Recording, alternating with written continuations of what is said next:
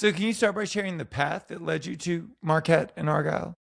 Yeah, for sure. So, like a lot of people who end up in hospitality, I started out really young. My uncle's family had a pizza place, and I was really interested in being in the kitchen. I was always trying to get back there, and then in high school, I took a job, busing, running, hosting, whatever I could do. And I realized pretty quickly that not only was it like a good way to make good money being really young, but also like the pace and the energy and just being in a restaurant from the first time I ever did it. And then, it always stayed with me. During college, I waited tables and bartended, and when I graduated college, I wanted to go into the television and film industry, and I had some good internships in college. It was 2009, so there wasn't really anyone hiring. Kind of that was when the job market kind of went south, and my two guys that I had worked with in the restaurant in college decided they wanted to open their own place, and they just like kind of didn't really know where to begin. And I was sleeping on their couch waiting for someone to call me for my air quotes real job. And I was like helping them navigate the local health department and permitting and incorporating and all that stuff. And I ended up just being their third partner. I originally was just going to help them out, and then we opened a sandwich shop in our college town that kind of went crazy overnight. We were not expecting it, and we had a line out the door every day. We were open till 5 a.m., so we would catch everyone after the bars closed. And it was in Binghamton. Binghamton's a big bar scene, and so that was huge. And so we had that for a couple years. I sold my interests to one of the partners because I was tired of living in upstate New York, and I wanted to get back to. I'm from Westchester County, Westchester Putnam County border originally. I wanted to get back down. All of my friends were down in Manhattan, so I needed to get back to New York. And so um, I'd read Setting the Table, like anyone else of that era, and I was like, oh, I need to go like work for Danny Meyer, and by the time I turn 26, I can open my own restaurant, and then I'll be a billionaire after that. I mean, I guess Shake Shack wasn't big then. Sorry, what'd you say? I said, how hard could it possibly be? I know, look at me now. For sure. um, so I went and I ended up working for Drew Nieporn at Tribeca Grill. They had this really awesome management and training program. And it's funny because I knocked on a lot of doors and I met with people at Patina Group, Restaurant Associates, and they're all like, yeah, I mean, you've never worked in a restaurant before. I was like, well, no, I've worked in restaurants for my whole life. They're like, well, you've never worked in New York City. And so that was like a huge knock against me. But Drew had this great program to train managers, and they decided to give me a shot at it. So I worked, through every position at Tribeca Grill. I maitre d'd one night a week at Corton back when that was open. Paul Lieber thought I was spying on him for Drew. I wasn't, but that's what he thought. And then a friend of mine had been a food runner at 11 Madison Park, and she was like, "It's insane. It's the most intense job ever, but it's so fun. You should do it." And she had, it was back when, not too long after Will and Daniel bought the restaurant from Danny, Sure. and she was like, what food runners, is like friendly with Will Guidara. I guess it was like still very small back then. So she set me up um, with Will, and they had just opened the Nomad 2013, and I went and interviewed with him, and he felt like I would be a pretty good fit at the Nomad at that time. But his idea was everyone he hires is going to start at 11 Madison Park because that was like Sure. the core of everything. So I spent a month training through all the positions at EMP, and then ended up going to Nomad. Which was an amazing experience. I was there like maybe just under a year after they opened. First outside hire for into management from opening. and that was like really, really eye-opening experience. I mean, they were just really after unique guest experiences, going really deep, labor be damned, just like making sure that every single guest has like this most top to bottom insane experience. And that was tremendous. So I was there for, several years, and then they were making a push for 11 Madison Park to try to be the number one restaurant in the world. So I went back there to be a floor manager for a couple years. It was an amazing experience. They did the one year they had the world's 50 best awards in New York. That was pretty cool. And then we ended up getting named best restaurant in the world the year after in 2016, I think. And so then I went back to Nomad. Was there for a couple more years. I ended up being the head of F&B for the brand for a very, very brief period until ownership disputes came crashing down. I always think, I don't know if I would still be there. I loved working for Will and Daniel, the team, and Jeff Tascarella. And, it was so amazing. So if my job didn't get deleted, I don't know. Obviously, I don't know. Who knows? That was so long ago, but it was 2019, end of 2019 when I left. I ended up at Quality Branded, which was like another unbelievable experience Sure. working with Michael Stillman and that whole crew. I mean, that was like really, really eye-opening too, in a very different way. Like taking those guest experiences, going really deep on guest experiences like Will was doing, except, in a much more commercially viable way. Absolutely. Right. Expenses be damned. What did you say? um, Right. you, That's what I like about your career. That's what I think is so interesting. Right. You know, you got to see both sides of the coin before taking yeah. the entrepreneurial plunge. And you got to see how two extremes could both work just in very different ways. Right. Yeah, I sat, we, I started at Quality Branded in like heart of the pandemic. Like restaurants weren't open, and they had signed up to do the food and beverage for the Pendry Hotel with Montage in Brookfield. And Brookfield, Brookfield's got 30-year horizons on their projects. They're like pandemic, whatever. Like at some point, this is going to be over. Right. We have to open this hotel. And so, working on developing Zuzu's and Bar Pendry and Chez Zoo with Michael, and I'm trying to like bring some of that Nomad, and it was very similar setup to Nomad, like hotel events, hotel room Sure. service, hotel bars, like very similar setup. And so I'm trying to bring, a lot of my knowledge from Nomad into it, which is, what they wanted me to do anyway. But Michael sits me down once. He goes, just so you know, Nomad's not real. That was like an anomaly. That is like just not how things work. It's like Sure. lightning in a bottle. He goes like, that is just not real reality. So it was really amazing for me to have that time with him over the years to try to marry, what I learned with Will and Daniel and Jeff and those guys, commercial part with Michael. I think that was like really, really foundational for what we started doing at Markette. It makes me hate you because like I only worked for idiots for the bulk of my career, and then I was an idiot myself, and then at 24 I took the entrepreneurial plunge after working for people that knew nothing and I knew nothing, and then I had to figure everything out on my own. I always say like, man, if I could go back, I would have managed like a Subway franchise for like at least 6 Man, months. I know. Because I had no systems, you know? Yeah, well, that was like I kind of got to do that too, because with the sandwich shop, in the sandwich in Binghamton, we had no idea what we were doing, Sure. and we were like so busy.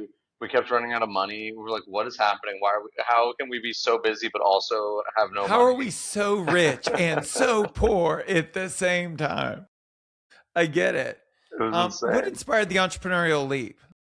You know, I Obviously, obviously, it's just such a glamorous lifestyle. How could you resist? I saw a really good. I think it was like something on X not too long ago. They're like, I traded my $150,000 a year GM job so I could make, $1,500 a month as Right? an entrepreneur. I think having the taste of it so young, like right out of college, my first job was my own thing. Soft landings back, I was 22. It was funny money. We like borrowed $7,000 from someone's grandma. It Right. was like, it was really like as soft of a landing place to like screw up and learn and make mistakes. So I was really fortunate in that way. And, ever since then, I don't have a problem working for other people. It's fine. I spent, a large chunk, most of my career working for other people, but there was something about like being in control of my own destiny that was really appealing to me. And now when I'm like, we're like, okay, where are we gonna, how tight are we gonna be this week to make payroll, or what vendor is gonna shut us off here or there because we're struggling because we just opened, we didn't have enough working capital, like that. At that part, you're like, well, maybe I don't want to be an Right. owner, Sure. but I think like the at the end of the day, being able to make my own decisions and being the final say on things. No, I have a partner, obviously, and we work really well together and we make decisions together. But like being the one of the final people making a call is amazing. And I think working with Michael Stoneman at Quality Branded helps solidify that too, because you know we worked really closely together developing, doing finding real estate and developing concepts together. And, the thing that frustrated me the most is, it was his vision and I'm helping execute it and we agree on stuff and I learned so much, but at the end of the day, it's his vision. Um, and I love him to death. Markette would not exist without him, full stop. But, I needed to be able to like get out and be that person and execute my vision. And then, so here was the big aha when I made the entrepreneurial leap is that development management is strategic, right? It's a blueprint. Ownership is emotional, right? So, like, no matter who I worked for, how much I liked them, even when there were like financial troubles, like, I didn't lay awake at night wondering how they were going to make payroll, right? And I cared, right? Like, I cared deeply, but like, I didn't worry like I worried once I opened my first place. Yeah. And so, what surprised you most when it became very personal? Yeah, I think it was, I don't know about, yeah, I guess surprise is right. I mean, it's that thing. It's like, okay, before, I've opened so many restaurants, if you burn, your working capital number is a number on a page. And so if you lose more money than you thought you were going to, whatever, it's all just paper. And, doing it on your own, you lose more money than you thought you were going to. Who is giving you that money and where is it coming Right. from? Your bank Um, account, Alex. yes. Yeah, my wife, as she reminds me, yes, that is painfully, I'm painfully aware of where that has to come from sometimes. So, thankfully, we had a relatively short runway for Marquette, of pre-opening pains. Um, but, it was just like, that was when it became really real. It's like, we lost a little more money than I anticipated. Where does that money come from? It's either Sure. me or I have to go get it from somewhere, which is like, that was that was like a aha moment. Right. Something else that I think is interesting. I love your career and actually love your concept because Thank the you. the Marquette Argyle push pull is very similar to what I did with Pru and Proper in downtown LA. But I became, and I wasn't, but like I would argue that most of us end up as restaurateurs because we're great chefs or we're great restaurant managers. I didn't graduate at the top of my class from Cornell. I don't know what they teach. But what I can tell you is when I became a restaurateur, it probably took me another 5 years to figure out what restaurateurs do for a living.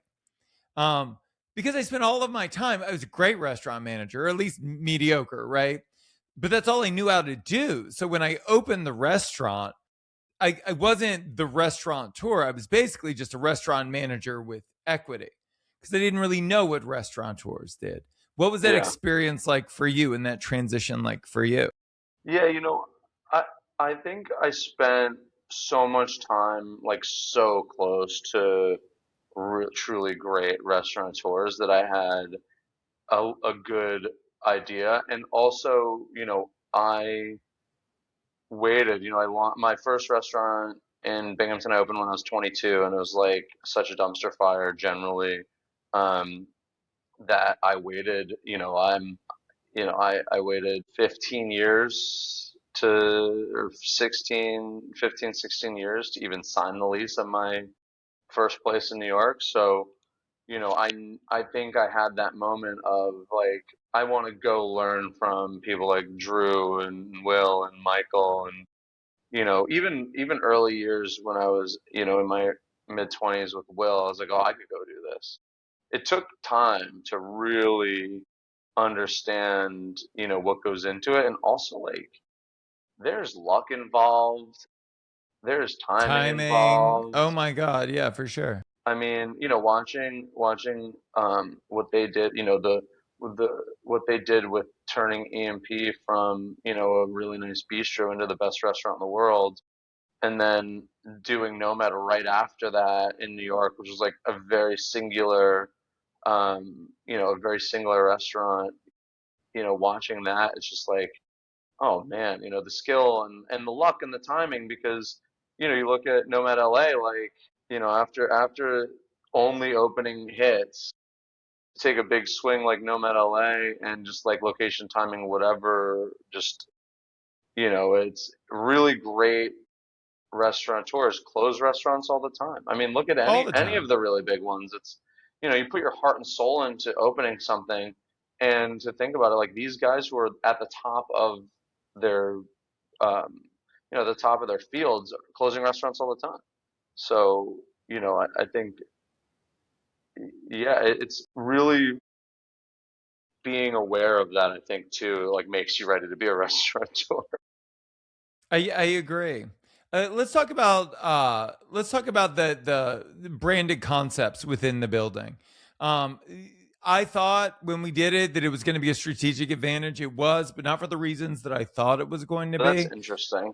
Um, Talk to me about having multiple concepts kind of in the same building, what the strategy was behind it, and how it's executed. Yeah, so originally, the space evolved as we did worked on the deal. It was originally, we originally had 1,500 feet. I was going to do a high-end sports bar near MSG. I don't know if you're familiar with Rocco's in Greenwich Village. Yeah. They do it really well. There's nothing like that at MSG. It's all like Irish bars. No knocks on anyone in the neighborhood, but it's all very similar. And I wanted to do like super elevated. And then, the landlord who built the building, who's become like a good friend and a great partner. He was going to do an amenity in the back of the lobby, and he offered that to me to take over, and so that added some space so we could put the kitchen back there. And then one day he calls me, he goes, "Hey, I have contiguous basement space. I can't really use it. Do you want to take it?" And so that doubled the size of the restaurant. We're almost exactly 2,200 square feet on the ground floor and 2,200 square feet in the basement. And one thing that after looking at so many spaces with Michael Stillman, one thing that I picked up from him, and he's like, it's really, really hard to get people excited about their seating if it's on different floors. And Quality Meats in Manhattan is, mezzanine bar, like lower level seating, upper level seating. And he's like, listen, it's a successful restaurant, but I learned the hard way that it's really, really challenging to do that. So Yeah. if it's up to me, I'm not doing multiple levels of seating for the same menu for the same restaurant. It just is so hard operationally. And, no one ever is happy with where they're sitting. And so, that really resonated with me. And I wanted to do, a cocktail bar, very high end. And I thought no place better to do it than do it in the basement, and you can flex it for private events. But when it's open, it's a cocktail bar. And that alone, because it's like more casual, you get more eyeballs on it. The turn times are faster, it's just more of a traffic generator, because it's not a special occasion. It's like people can pop in and pop out. Sure. And so that's like really great eyeball, like additional exposure for the restaurant, which is more of a commitment, a seated dinner and harder to get a reservation. You still want eyeballs on it. And so it's really good. And then and this, what I hadn't anticipated that I think has been amazing is having that bar downstairs, which is very walk-in friendly. We do reserve for people who like need to have a space for a drink for a meeting or whatever. They can't have it up in the air. But we save a lot of room for walk-ins, and the bar seats are exclusively for walk-ins. It allows us to see because the restaurant is so small. I think it's like 50 seats in the dining room, and I think we have another 13 at the bar top. And that allows us to seat the bar for dinner only and get that check average up. Because, if someone comes in, they're like, what, you don't have walk-in space for drinks? That's insane. Like, yes, we do. We have a whole nother bar downstairs. And Right. they're like, oh, I didn't even know it existed. So that has been a huge advantage for us. And that was not something that I had really given a lot of thought to. I just thought having like, different spaces, different options, and you can have like a whole night out somewhere. You can come to dinner and then you can go to drinks and you don't have to leave. Especially, in winter in New York, which feels like 10 years every winter. Roughly, yes, agreed. So it's nice to like not have to leave but you can like go to the bar after. I thought that was going to be really big, and it has proven to be popular. And also, the 50-seat restaurant, we didn't have room for private events, and so now, we can do private dinners downstairs, cocktail events, all kinds of stuff, and so that has been like a big advantage. So something I didn't think about. So I had a 900 square foot bar in Hollywood. It was just like a slam dunk out the gate, like high top line, high bottom line, like 90% booze, the highest insurance rate money could buy, right? Like it was amazing and crazy all at the same time. My sophomore effort as an entrepreneur was a 6,000 square foot 2-story fine dining restaurant. Um, I had never worked in a restaurant before. The first restaurant I worked, because I came out of nightlife, was like the first restaurant I owned. And so I had all of these preconceived notions going into it. Something that I hadn't considered when delving into fine dining. And again, it was a triangular shaped building. We had a bar room on the first floor, and then the entire second floor was this like beautiful fine dining space. About 125 seats on the second floor, about 40 seats on the first floor. It's a big restaurant for your first Yeah, oh my restaurant. God. I mean, coming from 900 square feet, where were you then to warn me? But then there's a personal guarantee, so I have to make it work. Here's what I didn't, right? Here's what I didn't think about. So, like that bar in Hollywood, frequency was daily, right? That place made millions of dollars a year off the backs of like 3 dozen really well connected 20 somethings that had a drinking problem and a ton of friends, right? But then I got into fine dining and it was just a very different animal. When people are paying $125 a person, if we knock it out of the park, like when am I going to see you again? Two types of people go to restaurants like that: the type that can afford it and the type that can't. And the type that can't won't be back anytime soon because they can't afford it. Sure. And the type that, right, Even if they had a great meal. Even if it was the best meal of their life. And then for the people that can afford it, they can afford variety. So they're going to shop around. That's what I had considered going into it, was how large the total addressable market had to be, and then also how hard it was to get people back in that tier of dining. But that's where the bar came in. It was less about, or the bar room, it was less about trying to get you to have a drink before or after dinner, and more about getting your information so I could invite you back for the bar experience.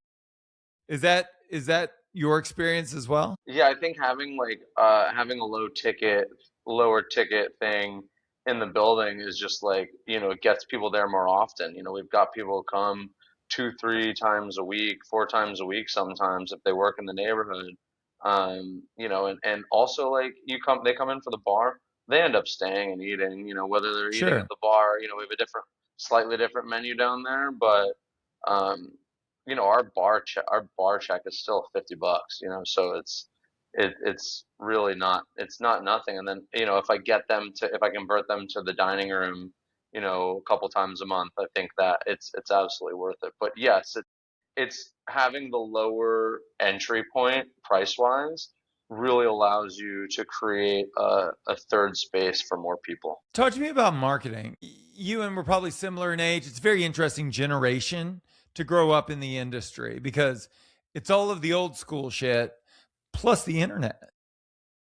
Like we grew up, and not to say that we're more marketing savvy, but we're savvy enough to know that marketing and awareness is more important than ever before, and awareness is harder to get than ever before. Yeah, I mean, What's your approach? well, I'll tell you that I know nothing about marketing. You know, I try stuff and sometimes it works and sometimes it doesn't. You know, I've watched a lot of really smart people market things.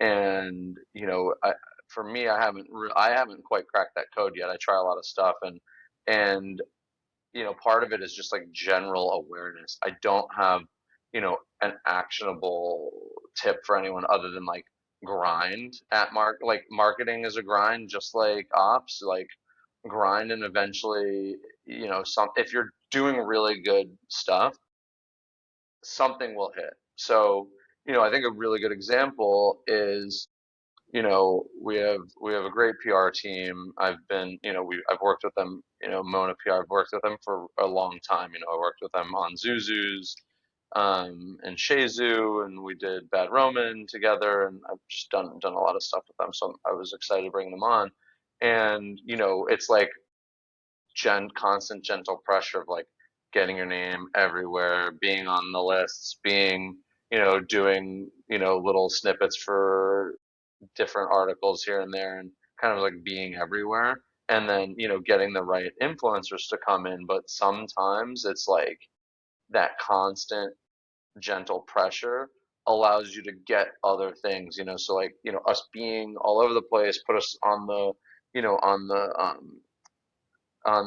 put Michelin on alert for us, and then, you know, they started coming in, and we were so fortunate. My partner is just like so massively talented. They named her, Rising Star or Most Promising Young Chef 2025 for the Northeast, which, you know, without all of this like baseline stuff, like obviously Michelin you can't talk to. They're Sure.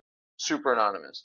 But without like being, you know, very visible, they may or may not start coming in. Like sometimes, you know, they find people a little bit more grassroots style, but you know, I think like having that awareness, general awareness out there allowed us to get there too. And then, you know, honestly, we had a breakthrough recently, but it was just like kind of on our own.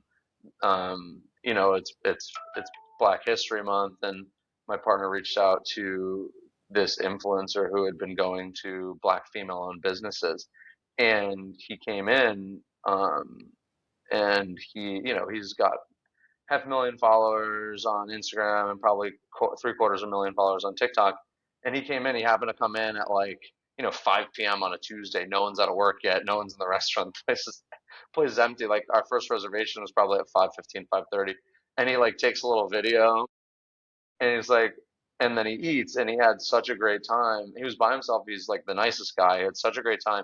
And then he posts, he's like, more people need to support this black owned business, and like sent, you know, a reel of like this relatively empty restaurant.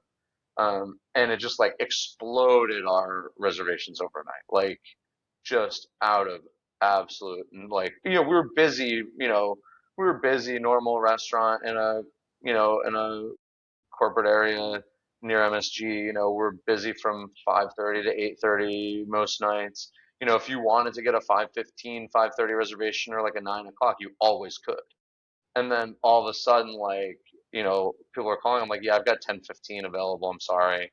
And that's just like the grind, you know, you just, and we're like, when's our breakthrough going to happen? What kind of grassroots marketing are we going to do? Let's reach out to all the local buildings and tell them about these things we're doing, and, you know, invite them in for, you know, first rounds on us when you bring a group kind of thing, like doing super grassroots stuff. Um, and then all of a sudden this one thing happened that he put us on the radar of all of these other really influential people also. So, you know, and I think, oh, like I said before, having a really good product is obviously very important too, because I had people come by, they're like, "Oh, we saw this and we looked on Google, and you guys we had a 4.8 at the time on Google." Obviously we've like been so much busier than before, so once in a while someone doesn't love their Yeah, experience, it's a can't win them human. all. Hey, it's a human enterprise. You don't have to explain it to me. But people were like, they're like, "Oh my God, your guest sentiment online is also so amazing. This clearly isn't like a shill." And so, those things combined together, and we're fortunate for him to come in and like raise our awareness. We're like, okay, we're gonna do really good stuff and put a really good product out there, and if you keep grinding at it, people will find out. It's New York City. It's not like you can't really be a hidden gem in New York City in Manhattan. It's like if you're doing really good stuff consistently, eventually everyone's gonna find out about 100%. Let's talk about return on luck. So there's this it. great book, right, called Good to Great by Jim Collins. Yeah. And right, and it's this data-backed analysis of the most successful companies in the world. And one of the things that he talks about is the return on luck, right? That the greatest companies in the world, they simply have a higher return on luck. They're able to better capitalize when these moments happen. And so I would assume that you and your partners probably had an internal conversation, right? As you're watching the books fill to say, because it could be a wave, right? Or it could be a tsunami, depending on how you position it. And so were there strategic things that you were able to do to, you think, create a more sustainable lift based on that attention? Yeah, I mean, it happened like, he was in, and then that night it had already gotten like 30,000 likes. And then the next morning, all of a sudden I wasn't expecting what happened. And so, I had to like close our book because it wasn't built for the demand. I had it like, tighter in the middle and then really wide on the ends, just to like Sure. attract anyone who was What's the trolling. worst that could happen? Exactly. Anyone who's trolling for like an off time, I want to be able to take everyone. And so it got so insane that I had to like turn off our reservation platforms and Sure. restructure everything. And that took some time. So we had like one really, really, really rough day where we just like the next day we just like really weren't ready for it. And obviously like the amount of support of people coming out to support us, to support, my partner, it was like really heartwarming, and also just like amazing. The community that has reached out, we're so honored. It was amazing. But yeah, I mean, we had to change a lot of systems overnight, in order to manage it. Not only that, like you go from doing 70, 80 covers at the beginning of the week to 115, 120 covers at the end of the week to doing 120 covers every single day, and then like 160 on the weekends both days. Like that's um an insane jump. And so not only that, but like we have a tiny little kitchen. Producing the food in much greater quantities also requires a lot, new systems, more people, more labor. So we had to really adjust a lot of things overnight. I think we adapted really well. I've been there, obviously you got to break a couple eggs to make an omelet. And so I've reached out now personally to the people that had a hard time on our first night of adjusting to the new normal, and everyone's been very, very gracious about it. Um, but yeah, I mean, like this, prep, prep for the bar, prep for the kitchen, production, all kinds of things. You have to like really rethink these systems and update them. And then I had to completely, fix our reservation book, to manage the new demand and also maximize it. Let's talk about growth. So for me, I had a simple desire, which was all I want is to own a bar, like my dream bar on Hollywood Boulevard. And if I get that, I'm never going to want anything ever again, Alex. And it had probably been open about 2 days. And I was like, what's next? Right? And then I thought, oh, well, this restaurant, this is ambitious. We should do this. So then we did it, and it was a nightmare until it wasn't. And then as soon as it wasn't a nightmare, I thought to myself, what's next? What's your approach to growth? How do you keep yourself focused? What's my approach to growth? I, love everything, right? I'm like so optimistic. I want to do everything. And so, having to like really temper that is challenging. I'm interested in all different types of things. I want to open all different types of restaurants. I want to do standalone bars. I want to do fast casual. I want to do all of these things. And so, you know, for me, it's one, having a really great partner who helps. We really work well together and communicate about these things. And sometimes she lets me kind of run away a little bit farther than I should, faster than I should. But having these conversations keeps us both grounded. Um, it's really making sure to not bite off more than I can chew at a time. And plan out over, it's a decade plan, right? And I think working with Michael Stillman on running development with him was really helpful because I got to see, how long something takes to put together and pipelines and then all the stuff that goes into it, both financially from corporate guarantees to, going out to investors and raising the money and how to stagger all that. I had a good opportunity to like look at that in a real way from a company that has been around for a long time and knows what they're doing. But for me, it's like tempering my excitement and making sure that I'm approaching things from a measured way. And like I guarantee you, I'm gonna probably grow, probably faster than we're supposed to, um, which is exciting. But we have some small stuff lined up this year, which I think is manageable. I'm already feeling the pressure on it, but real pretty small scale stuff. But yeah, it's really like being methodical about your optimism because I'm like, oh, I can do everything. I can Right, go for and sure. sign a 15-year lease on a 250 seat restaurant tomorrow and open it in a year. Like I got this. Uh, it's tempering your optimism and also building infrastructure. And building infrastructure around yourself to execute these things takes time. So, just really being self-aware of what you can take on personally. Um, you know, I'm I'm I'm really optimistic about my time, about where I'm going, how I'm getting there. I'm like 10 minutes late for everything because I'm like, oh, I've got time to do this one last thing before I go. Like, I'm really trying to fix that, but If you figure it out, you call me and you let me know how you did. We're cut from the same cloth. You know where I messed up, and it has informed my trajectory. Um, it made me so much more successful than I had ever been in the past. Is when I grew my business. What I failed to do was think of myself in terms of how much money do I want to, and how many hours a week do I want to work, and where do I want to work, and who do I want to be surrounded by when I work. I just I kind of looked at the businesses separate from me as opposed to, and oh, this would be cool and this would be fun.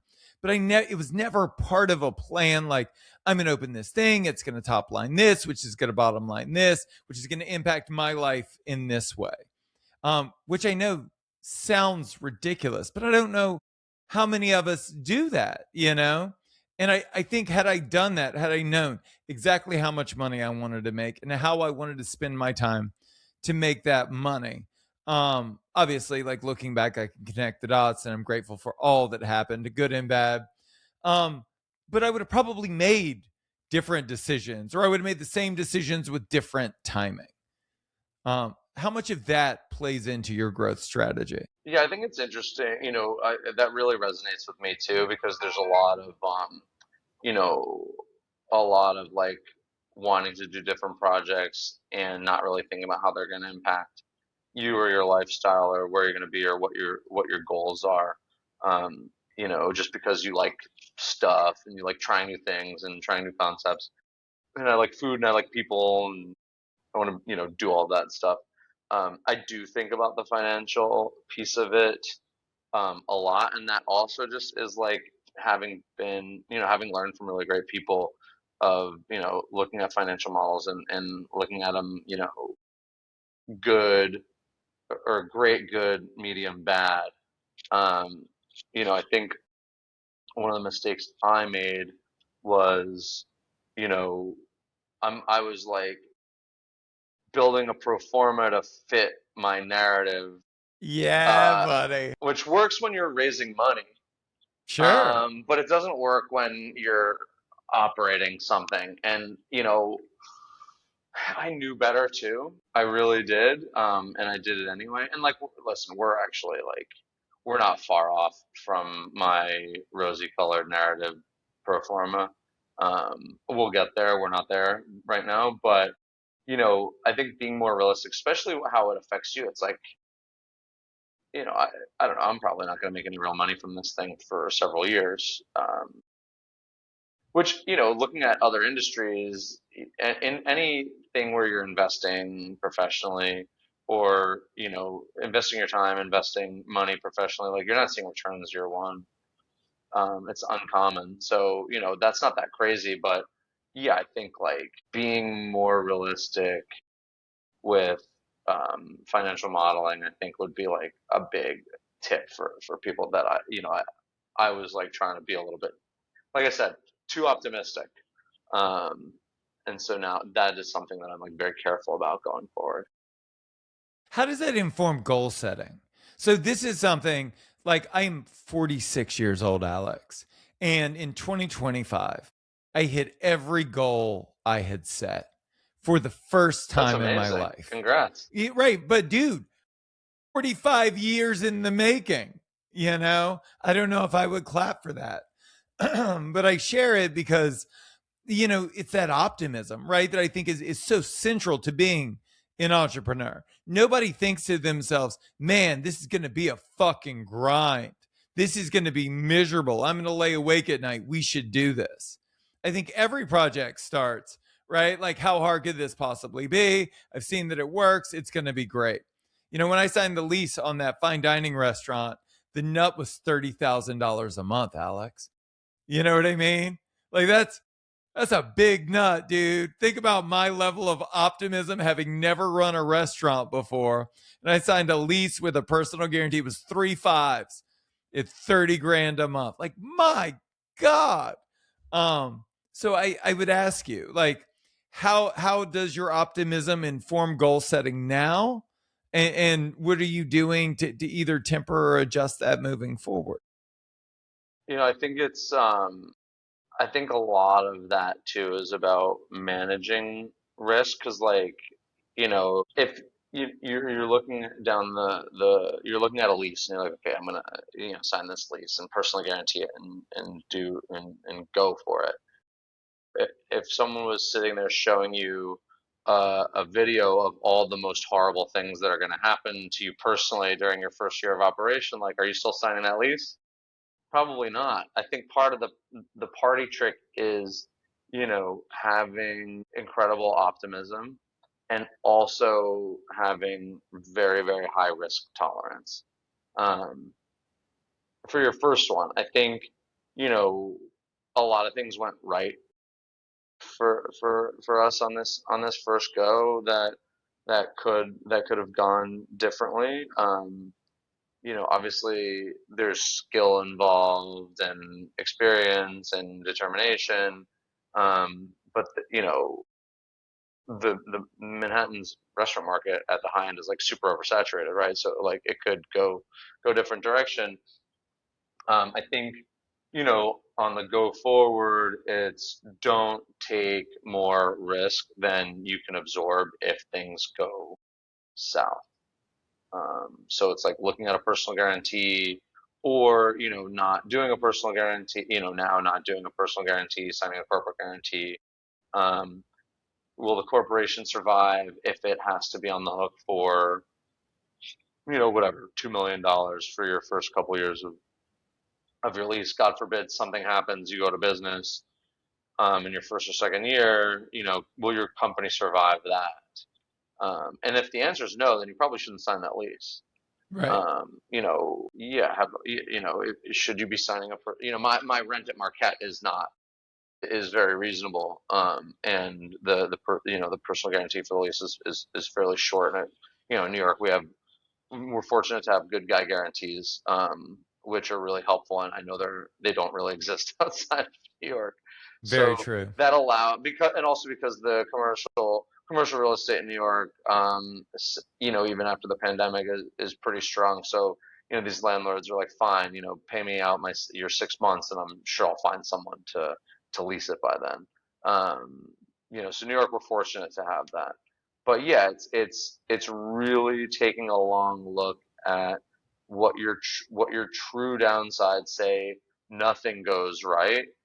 And as an optimist and being confident and being sure of yourself, like you're like, well, that's never going to happen, obviously, but really understanding what the real downside is and taking a long, sober look and say, can I survive that? Do I want to survive that?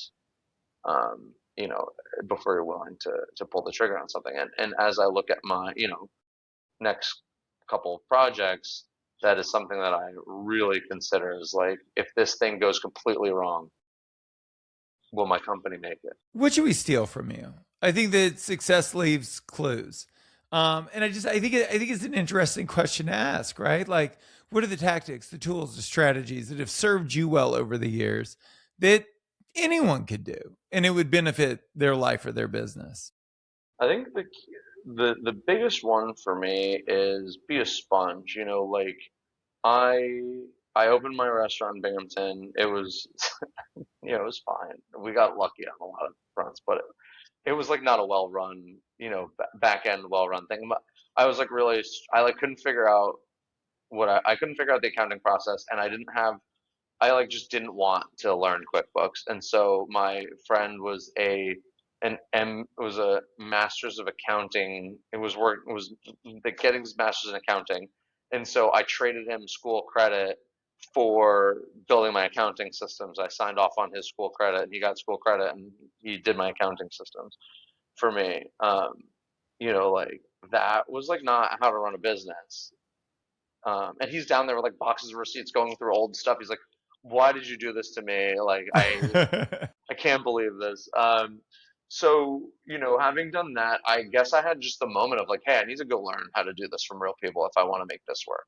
It started as like something I was doing to buy the time while I looked for another job, and then I was like, "Well, this is what I love to do." I was working 100 hours a week, making $100 a week, and Sure. still was like, I love this so much. And I was 22, so what did I know? But I was like, I love doing this. So I was like, okay, I need to go learn how to really do this. And going to work with Drew Newport and Marty Shapiro, and then Will Gadara Daniel and Jeff Tescarol and all those guys, and then Michael Stillman and the team at Quality Brand and his dad Alan, like putting myself in these places to really, really pick up on how these people are operating, what they're doing that sets them apart, what can I take away from it, how can I, obviously you're not going to you can't really copy anyone because it's like it's not going to work, it's not going to be genuine. So how do I take what I've learned and then put it together to make it mine? I think that is like the biggest thing is like put yourself in a position to learn from people who really know what they're doing, learning from experts. I think that was like that's the sauce, I think, for me. And loving it. No. Like I really do.